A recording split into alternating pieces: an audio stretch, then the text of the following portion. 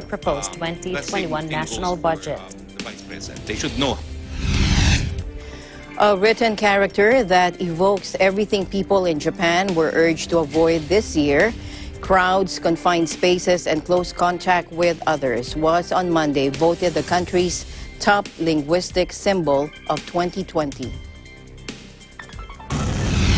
And Russia conducted a second launch of its new heavy class. As part of the government's Operation Warp Speed, likened the moment to D-Day, a turning point of World War II. Over the past 2 weeks, the U.S. has repeatedly exceeded 2,000 COVID-related deaths per day, rivaling tolls from the early days of the pandemic.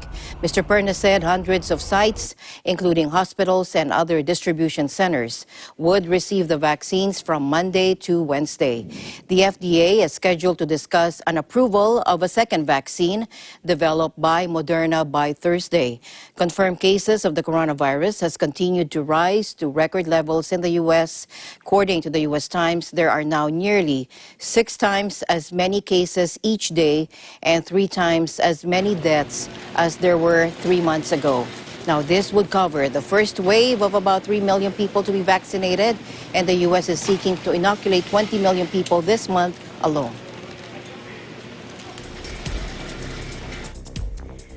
Today, the Electoral College vote will bring President-elect Joe Biden one step closer to final congressional approval and his inauguration as president on January 20th next year.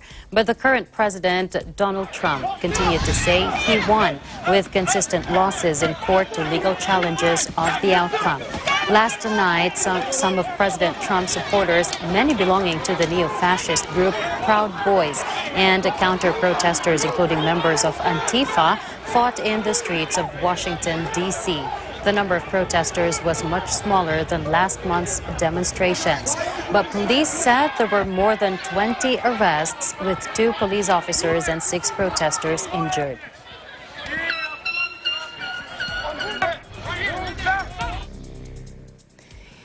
In Canada, Premier Ford announced that the Pfizer-BioNTech COVID-19 vaccines will be arriving in Ontario, and the first vaccines will be administered on Tuesday, December 15th. Here's April Masongsong for the report. Premier Ford announced Friday that the Pfizer-BioNTech COVID-19 vaccines will be arriving in Ontario this coming Monday, and the first vaccines will be administered on Tuesday, December 15th. Here is General Rick Hillier, head of the COVID-19 Vaccination Task Force, with more details.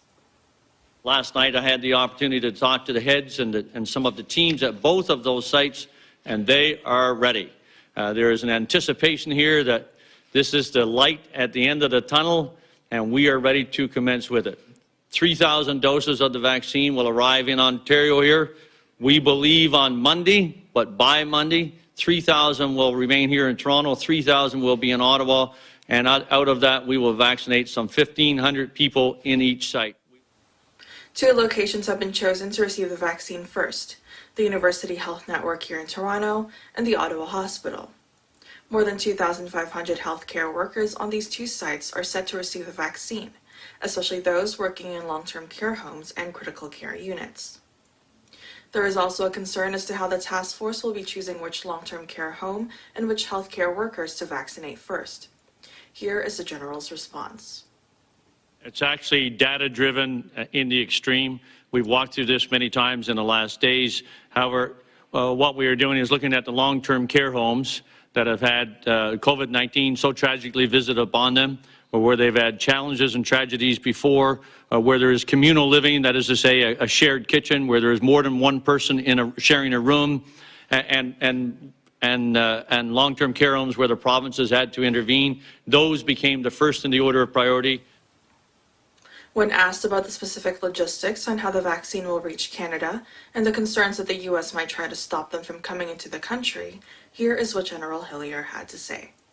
We expect the vaccines to arrive on Monday. If they should arrive earlier, we are going to be prepared to pick them up. They are going to arrive at Pearson. We have thought about them moving through the United States from Belgium into Germany, through the United States into Canada, and realize we cannot control what happens from there. So Pfizer has said that they're going to deliver to us by Monday. We've done our planning, our work to be ready for them before that. And then because we expected them on Monday and still do, we are ready to start vaccinations on Tuesday. In total, this month of December, Ontario is expecting 90,000 Pfizer-BioNTech vaccine doses from the federal government and will be delivered to about 14 hospital sites throughout the regions considered as COVID-19 hotspots in the province. On Friday, Ontario reported 1,848 new cases of COVID-19 and recorded its highest number of deaths in a day. 45 people died of COVID-19 in the last 24 hours. 29 of those who died were residents in a long-term care home. In Toronto, April Masongsong, Eagle News. We live in interesting times. Staying in Canada, in Montreal this time, Eagle News correspondent Andre Lajoie reports about the arrival of the COVID-19 vaccine in the provinces of Nova Scotia and New Brunswick, and who are slated to receive them first. Watch this. Bonjour tout le monde, good morning everyone. According to the government of Nova Scotia, the province will be receiving 1,950 doses of Pfizer-BioNTech vaccine, and healthcare workers will be immunized first, including those working in COVID-19 care units, regional care units, and intensive care units carrying the COVID-19 patients. According to the Premier of Nova Scotia, Premier Stephen McNeil, the rollout will be gradual based on the vaccine supply and wants to make sure that the most vulnerable population are protected. Furthermore, the focus of the province is the central zone, which are the Halifax area, Eastern Shore, and West Hat. For this December, as the vaccine's strict storage handling and shipping requirements, the vaccine cannot be moved around. Moderna vaccine are also expected to arrive this month. The province focused for the first 3 months of 2021 following the National Advisory Committee, the NACI guidelines of COVID-19 vaccines are long-term care, resident and staff, senior who live in the community beginning with those who are over 80 years of age, then people over 75, and then people over 70. Healthcare workers directly involved in patient care as well. In New Brunswick, according to the Director of New Brunswick Emergency Measures of Organizations, Greg McMillan, the province will be receiving 1,950 doses of COVID-19 vaccine as well. According to the government of New Brunswick, a detailed vaccine plan is being done.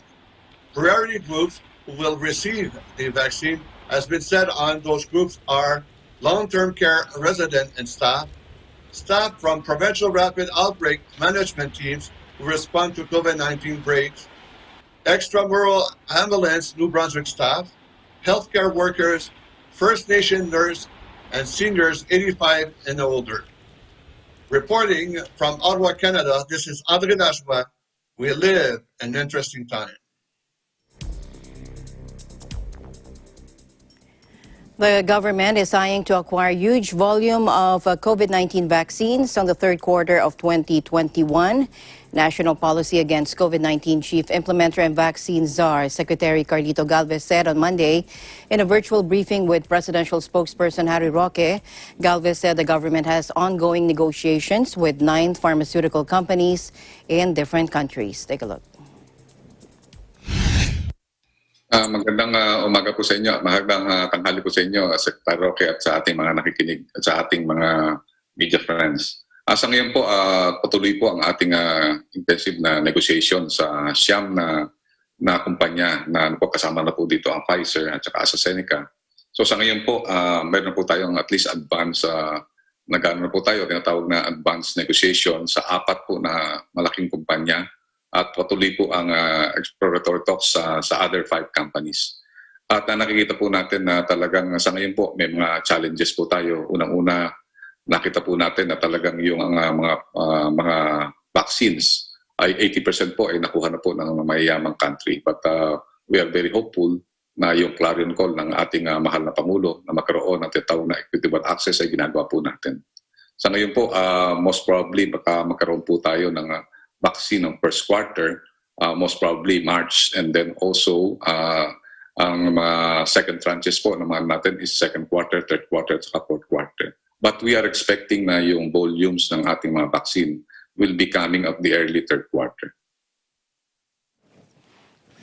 Galvez said there's also a positive result in the government's agreement with China's Sinovac, and he is optimistic to finalize the agreement early next week.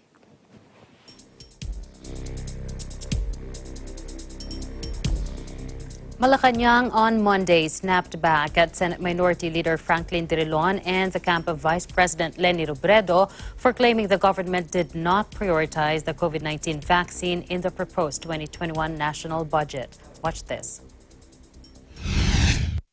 Senator Drilon, Vice President, malayo pa po ang eleksyon, tigil ang politika. Paulit-ulit na po sinabi natin yan, no? Na tayo po ay makakautang na sa multilateral sources, sa bilateral sources, para po sa 72.5 billion na kakailanganin. Kaya po linalagay sa budget yan, miski utangin, kung hindi na sa budget, hindi po pwede gastusin. And I'm sure Senator Drilon knows about this already, having been a veteran lawmaker. The same thing goes for the Vice President. They should know how the budget works. Kinakailangan na sa budget, otherwise hindi magagastos, maski ang panggagalingan ay uutangin. Sir, pwede ako makasagot kasi mas alam po namin Yes, yung sa yung pwede po namin na sabihin sa kanila na meron po tayong apat na na tatawag nating means on how to access yung funds. At ang po talaga natin na pag-agrihan po namin para maging transparent at saka talagang sure tayo na walang corruption at saka talagang very diligent na gagawin natin. Ang ating magiging fund manager at saka fund procurement agent will be ADB. So lahat ng vaccine ay doon po sa multilateral, which is basically lahat ng mga countries, ginamit po nila ang multilateral system. Hindi pwede po natin magamit yung 2021 budget kasi kailangan po ngayon pong December at saka January magsara po yung ating advanced market commitment. Kung 2021 po yung gagamitin po natin na budget na nilaan po na 72 billion, we will be on the tailing end of the supply chain. So ang gagamitin po natin sa ating procurement ng vaccine para malaman po ng publiko ay yung $1 billion na inallocate po ni Secretary Dominguez na noong pang July pa po siya binigyan po ng instruction ng ating mahal na presidente to produce the money for the vaccine. Last Friday, Drilon questioned why only 2.5 billion pesos as guaranteed funding for the purchase of COVID-19 vaccines next year when Congress authorized the executive branch to disburse 72.5 billion pesos for the purchase of vaccines in the 2021 budget. Robredo spokesperson Barry Gutierrez echoed Drilon's statement, alleging that the administration has no sense of urgency when it came to the country's vaccination plan. Last week, Secretary Roque said the Philippines will be getting its supply of COVID-19 vaccines starting next year from 3 manufacturers, Sinovac Biotech, Oxford AstraZeneca, and Pfizer BioNTech. He said the country remains consistent that only safe and effective vaccines could secure approval from the Food and Drug Administration.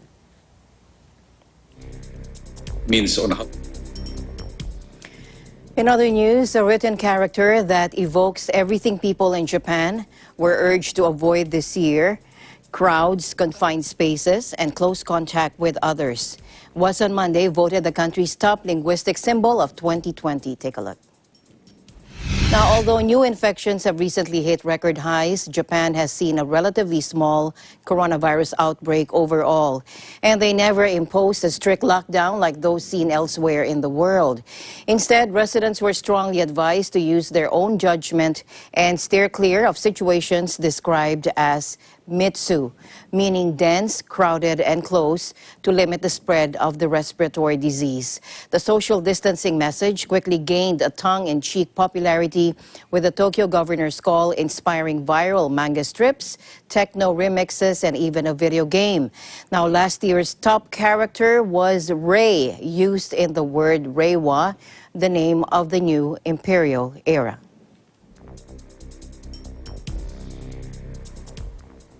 Now, the Netherlands is set to announce strict anti-coronavirus measures ahead of Christmas, including possibly closing all non-essential shops, theaters, museums, and amusement parks, according to a report on Monday.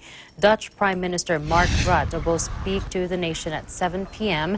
as the number of infections continues to rocket and the death toll passed 10,000 over the weekend.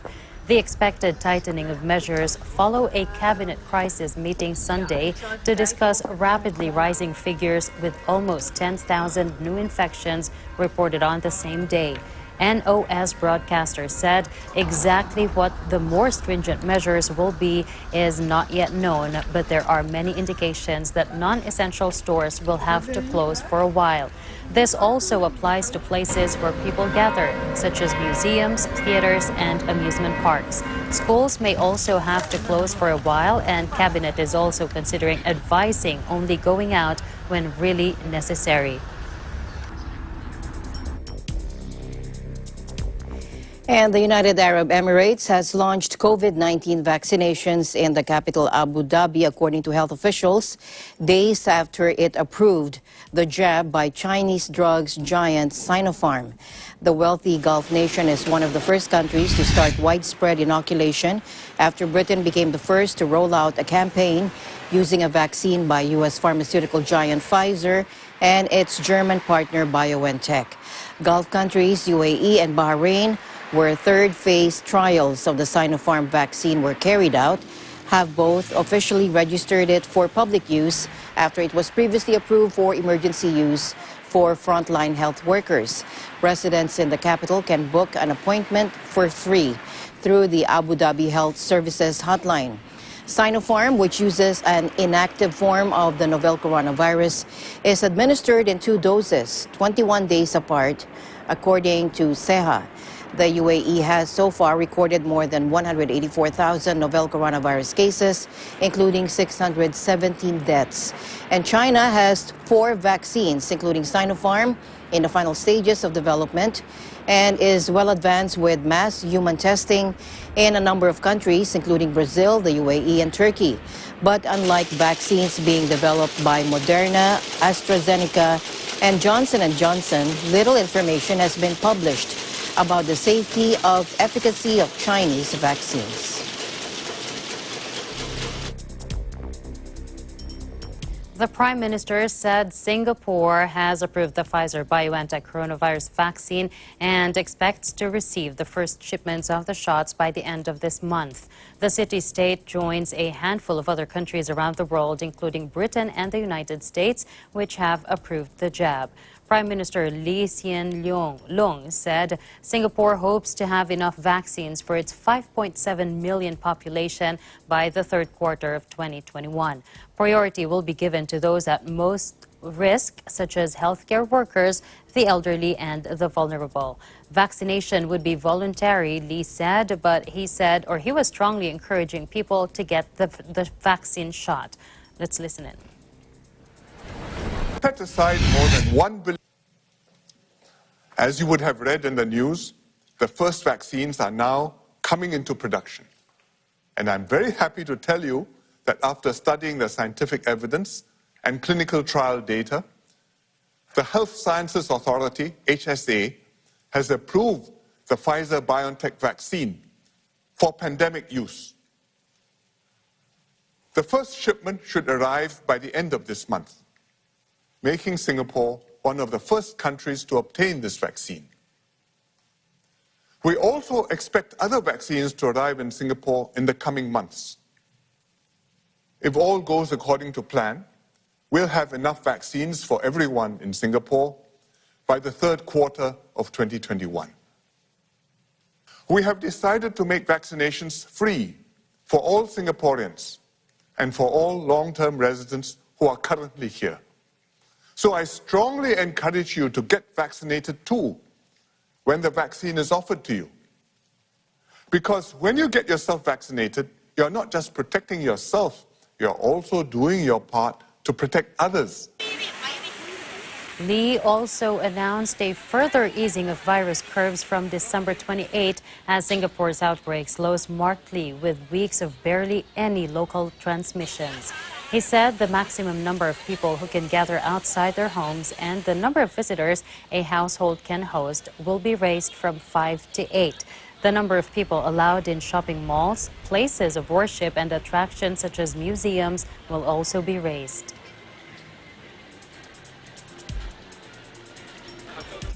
To other news now, a recent created peace deal between Azerbaijan and Armenia could be in jeopardy after multiple skirmishes broke out this weekend.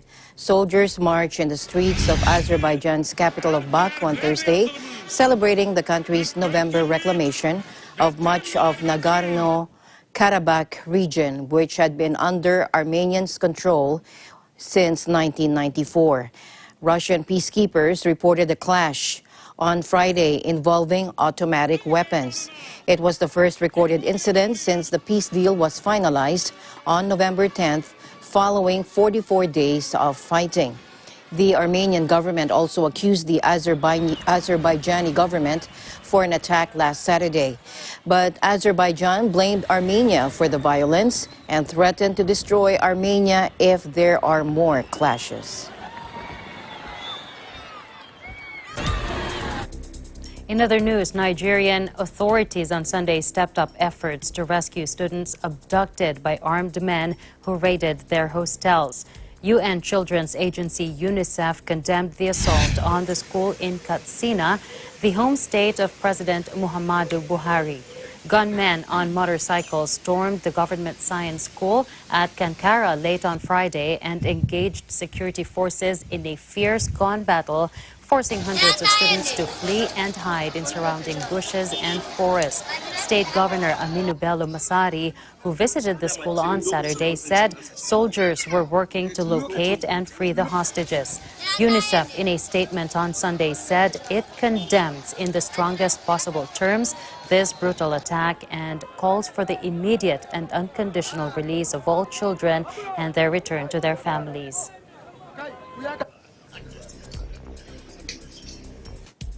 Indonesia has arrested a senior leader of the Al-Qaeda-linked Jemaah Islamiyah, or JI network, for an alleged role in the deadly 2002 Bali bombings. National Police spokesman Argo Yuwana said Zulkarnain, 57, was arrested in Lampung on Sumatra Island on Thursday after spending nearly 18 years at large. Zulkarnain has been on Indonesia's most wanted list since the bombings that killed 202 people on the Indonesian resort island of Bali. Argo said he was the military leader of Jemaah Islamiyah during the attack. His cell is also believed to have helped carry out the suicide bombing at Jakarta's Marriott Hotel in 2003 that killed 12 people. He was the only Indonesian listed on Washington's Rewards for Justice program with a bounty of up to $5 million. The former Afghan war veteran established a special unit within JI tasked with planning deadly attacks. Now, the unit was also mandated to incite ethnic and religious violence in Sulawesi and Malacca Islands, where thousands died between 1998 and 2002. JI was founded by a handful of Indonesian militants exiled in Malaysia in the 1980s and grew to include cells across Southeast Asia.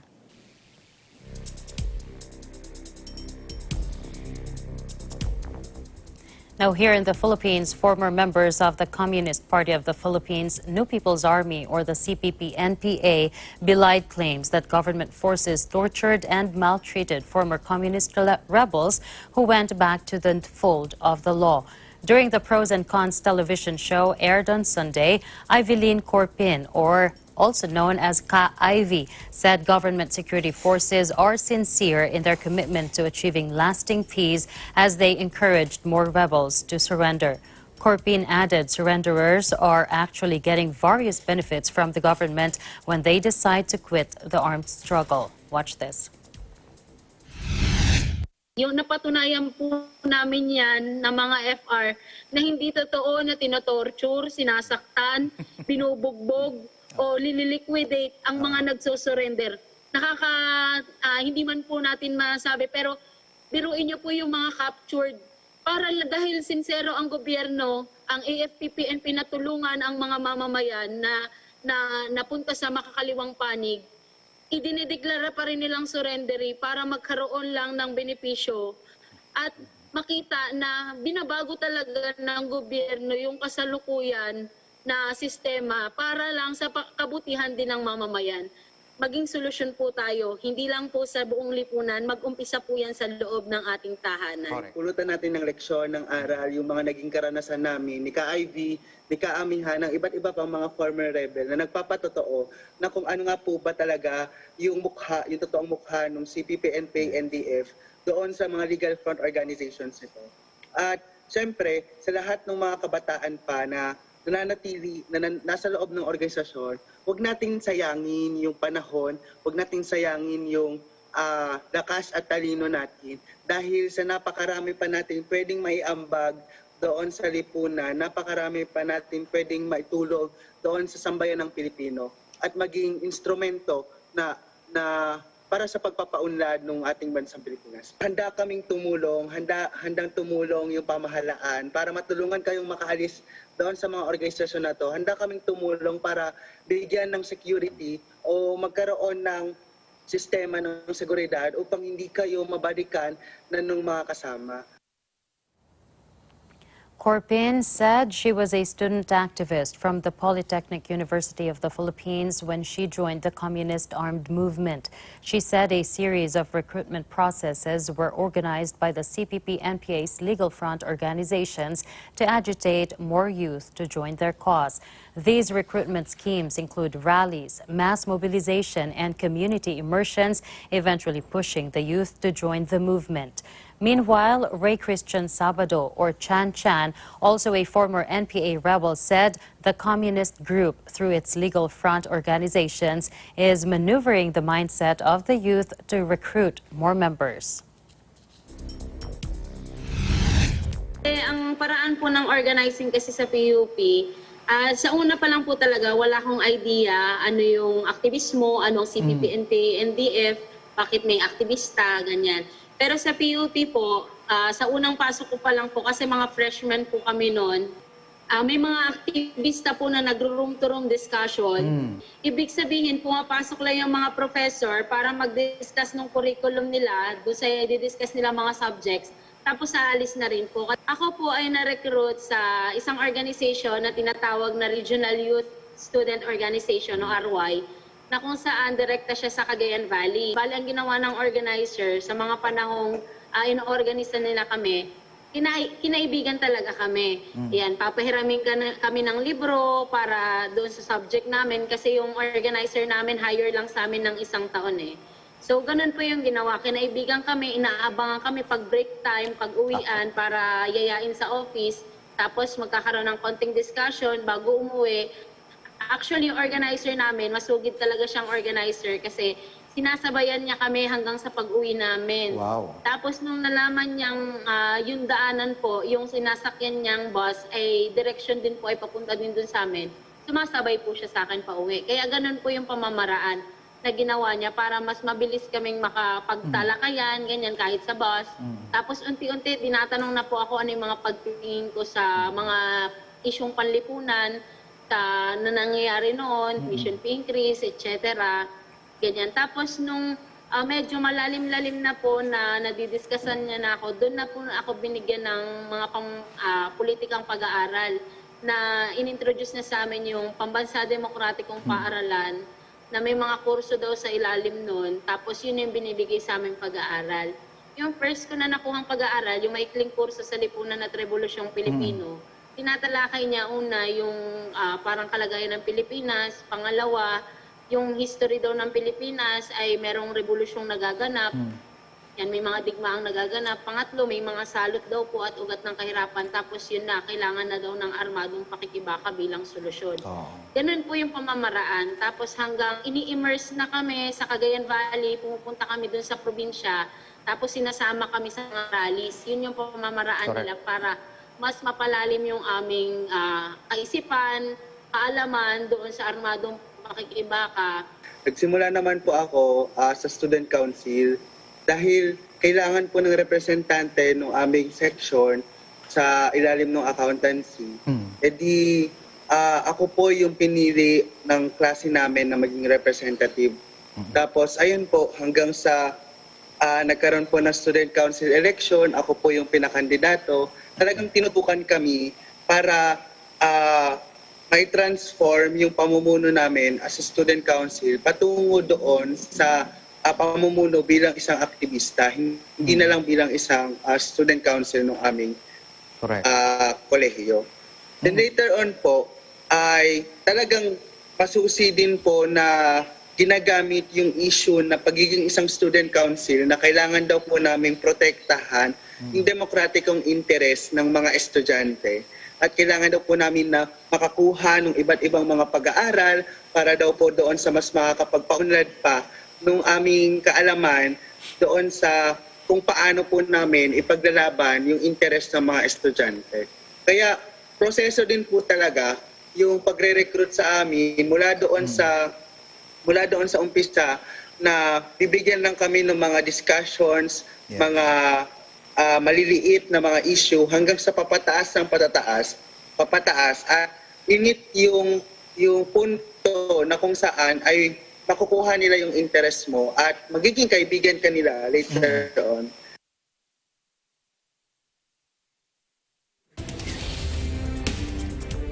Eagle News will be right back. Stay tuned.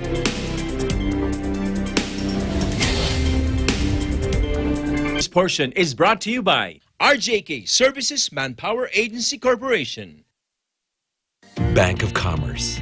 What we are is personal banking, where we understand that every deposit is your hard-earned money. Every loan is for good reason.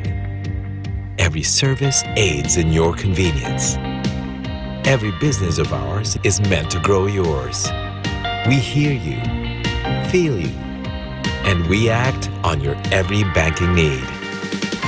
Bank of Commerce, an affiliate of San Miguel Corporation.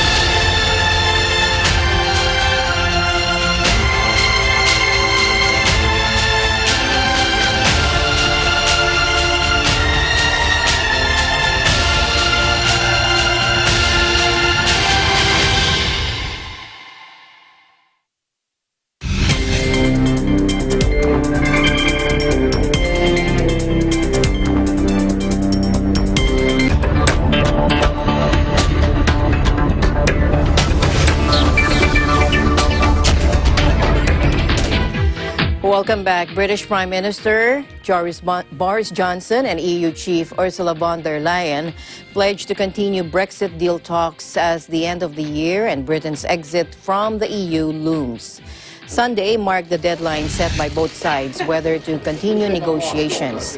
In a joint statement, Johnson and von der Leyen said, quote, "It would be responsible at this point to go the extra mile." Neither side expressed optimism that a free trade agreement would be created. Johnson said the most likely outcome is no deal, a scenario that is projected to cause major damage to the economies of Britain and the 27 member countries of the European Union.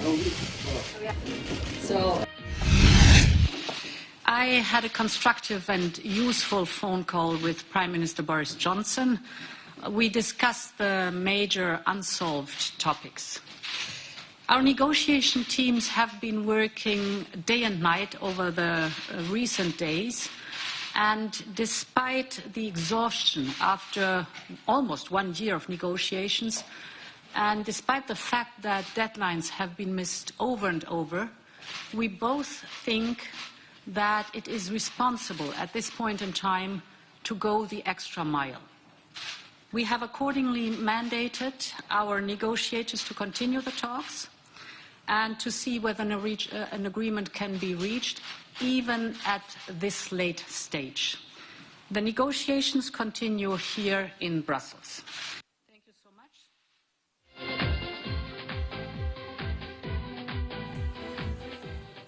British Prime Minister Boris Johnson says he still hopes for a post-Brexit trade deal with the European Union, but that failure remains the most likely outcome.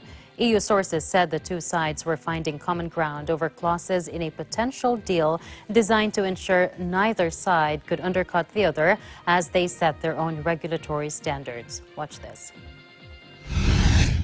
As things stand, and this was basically what Ursula and I agreed, I'm afraid we're still very far apart on some key things, but where there's life, there's hope. We're going to keep talking to see what we can do. The UK certainly won't be walking away from the talks. I think people would expect us to go the extra mile. The Commission very determined to keep the negotiations on the way that they've been done between us and the Commission. You know, that's fine. But I've got to repeat, the most likely thing now is, of course, that we have to get ready for WTO terms, Australia terms, and don't forget, everybody, we've made huge preparations for this. We've now been at this for 4.5 years. There is a deal to be done if our partners want to do it, but we remain very far apart on these key issues, and you know what they are. The UK can't be locked into the EU's regulatory orbit, and we've obviously got to take back control of our fisheries. Sterling rallied Monday after Britain and the European Union agreed to extend talks on the post-Brexit trade deal. At about 7:40 GMT, the pound gained 1.2% versus the greenback to $1.3380 and added 0.8% against the euro. The news gave the pound a boost against the dollar and euro, though Johnson warned a deal was far from sure with less than 3 weeks until Britain leaves the single market on December 31st. The rollout of vaccines is keeping traders optimistic, even as surging infections force governments to impose strict containment measures.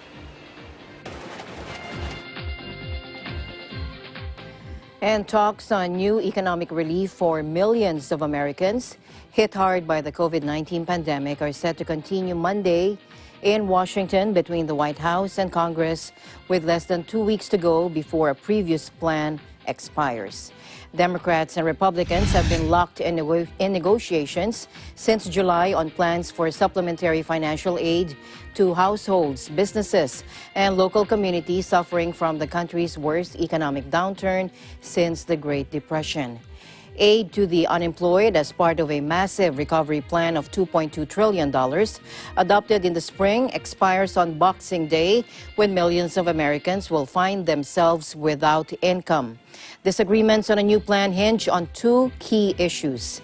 Democrats want to ensure that a substantial amount of aid is granted to local and state governments, which their opponents fear would represent a politically targeted bailout of blue states. The White House and Republicans in Congress are insisting on legal protection for businesses, universities, and schools against potential lawsuits in the event that an employee or student contracts COVID-19.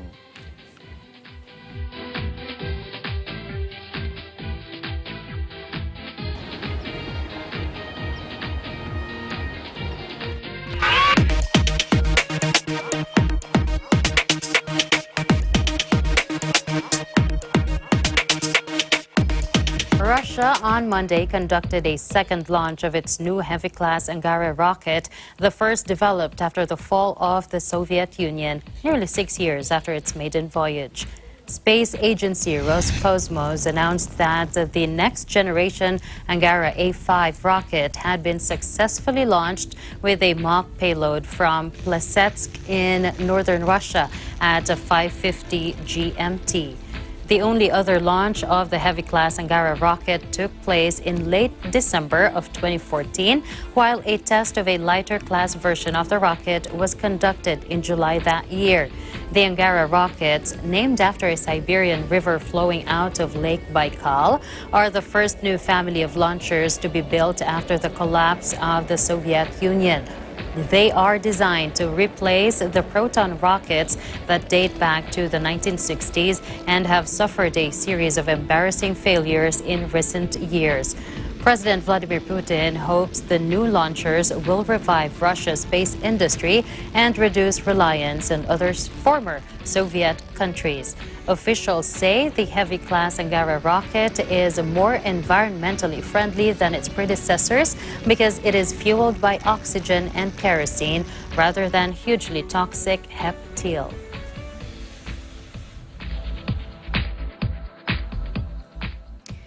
And the U.S. government issued an emergency directive to federal agencies in the wake of a major cyber attack, as multiple media outlets reported at least 2 departments, including the Treasury, had been targeted by hackers with ties to Russia. In a statement on Sunday, the Cybersecurity and Infrastructure Security Agency, or CISA, said it had ordered federal agencies to immediately stop using SolarWinds Orion IT products, following reports that hackers had used a recent update to gain access to internal communications. The U.S. government earlier Sunday admitted its computer networks had been hit by a cyber attack. SolarWinds said its 300,000 global customers included all 5 branches of the U.S. military, the Pentagon, the State Department, and the Office of the President of the United States, and all users of its Orion platform should upgrade immediately to address a security vulnerability. 3 people familiar with the investigations into the attack said Russia was believed to be behind it. But Russia's foreign ministry described the allegations in a statement on Facebook as baseless. In other news, Indonesia has invited Tesla boss Elon Musk to build a launch site for his SpaceX's rocket in the Southeast Asian country, pointing out the benefits of a location next to the equator, according to officials. Jody Mahardi, spokesman of Coordinating Maritime Affairs and Investment Ministry, said the cost of SpaceX's rocket launch will be lower because its satellite would not need any maneuvering to adjust its orbit to the equator. President Joko Widodo officially extended the invitation to the world's second richest person in a telephone conversation on Friday. Indonesia's space agency announced last year a plan to build its first spaceport on the island of Biak off the north coast of the island of New Guinea and has been in talks with foreign partners. Musk and Widodo, along with Coordinating Minister for Maritime Affairs and Investment Luhut B. Panjaitan, also discussed investment opportunities for Tesla in Indonesia, according to a press statement. The pioneering electric car company is reportedly eyeing Indonesia's large nickel reserves, a key component for its batteries.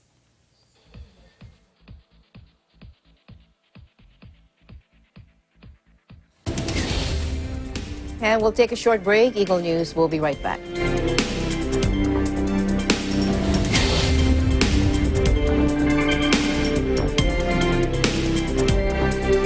This portion is brought to you by Canreeve Corporation, your ventilation and air conditioning specialist. Services offered: supply and installation of elevators, escalators, air conditioners, ventilators, jet towel hand dryers, generators, access control system, factory automation and modernization. For more info, please contact Ami Kanke at 0915-263-7198 or 0998-900-3224. Mula noon hanggang ngayon, gabay natin ang MTRCB ratings sa matalino at responsableng panonood.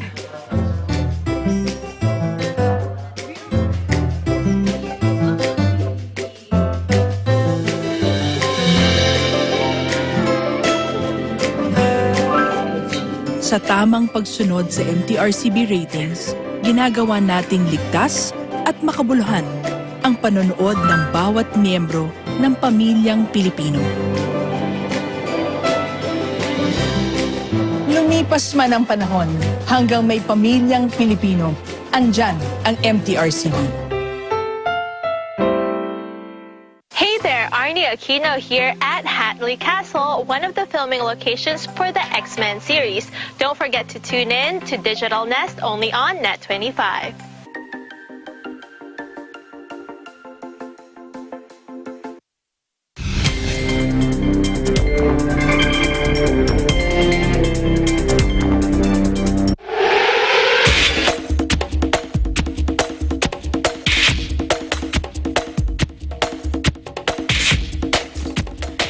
And the journey of Kai Soto to the NBA begins as he chose to forgo college to join the NBA G League Ignite.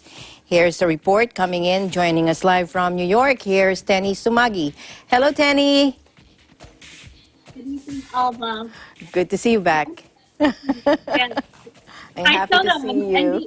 His journey in his NBA. Well, the NBA G League is known to develop many of today's NBA stars like Pascal Siakam, Chris Middleton, Jordan Clarkson, Rudy Gobert. We take a glimpse of the league's newest developmental program, which is the G League Ignite program, coached by five-time NBA champion Brian Shaw, who will spearhead G League veterans and elite high school players, including Soto, who is attempting to become the first full-blooded Filipino to join the NBA.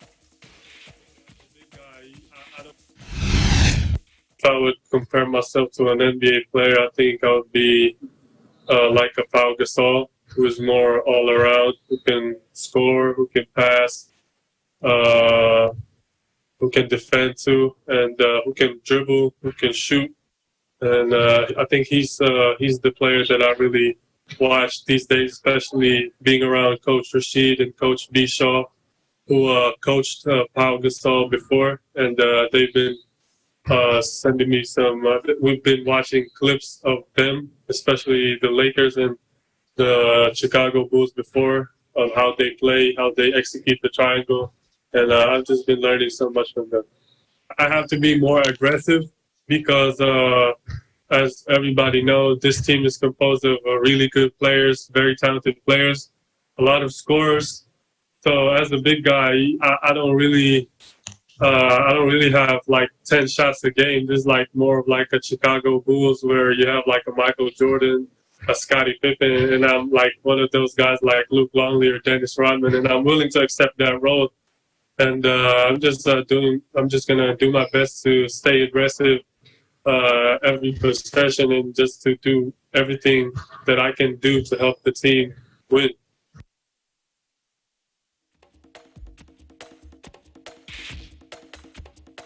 Soto and another Filipino-American Jalen Green and Team Ignite in action next month as their season starts. In New York, Tenny Sumagi, Eagle News, we live in interesting times.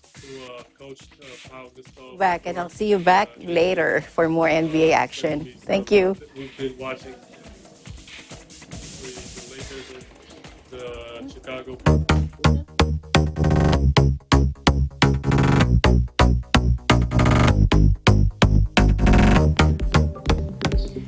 John le Carré, the British writer best known for his Cold War espionage novels, Tinker Tailor, Soldier Spy, and The Spy Who Came In From the Cold, has died at the age of 89, his agent and family said on Sunday.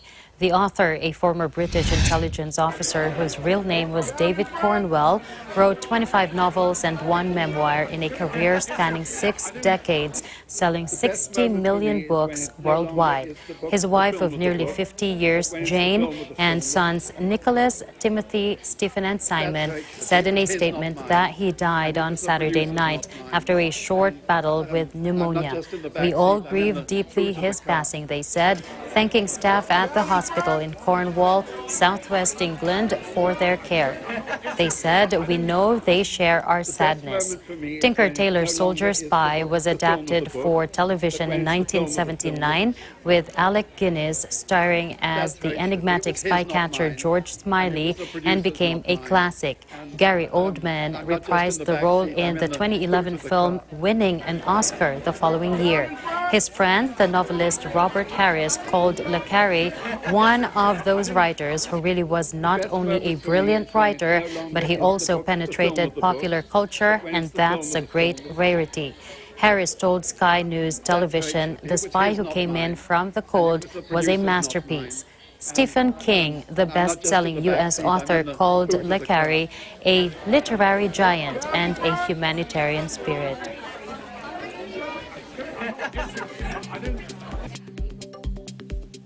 And finally, in our news, a drive-in holiday market in a former nuclear power plant has opened in Kalkar, Western Germany. Take a look.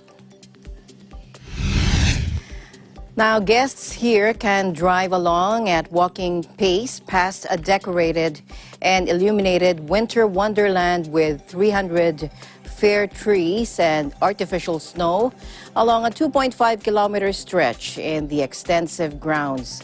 Now, due to the COVID-19 pandemic, most of Germany's traditional markets have not been allowed to open, and organizers had to innovate to be able to welcome the public under strict hygiene conditions.